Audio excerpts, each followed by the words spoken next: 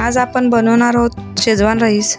पाव kilo rice घ्यायचा, तो स्वच्छ धुवून 20 मिनिटं पाण्यात भिजत ठेवायचा।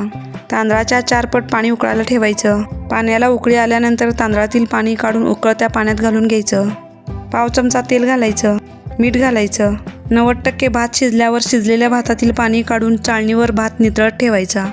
कढईत 2 पळी तेल घालून त्यात बारीक कट केलेला लसूण घालायचा। पाव चमचा ठेचून घेतलेलं आलं घालायचं।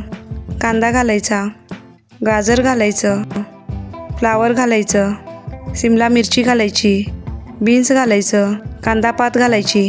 आता यामध्ये शेजवान चटणी 2 चमचे, 1 चमचा टोमॅटो सॉस, 1 चमचा रेड चिली सॉस, 1 चमचा व्हिनेगर, 2 चमचे सोया सॉस। नंतर शिजवून घेतलेला भात घालून छान परतून घ्यायचं। वरून थोडी कांदा पात घालायची। तयार झाला आहे मस्त टेस्टी शेजवान राईस।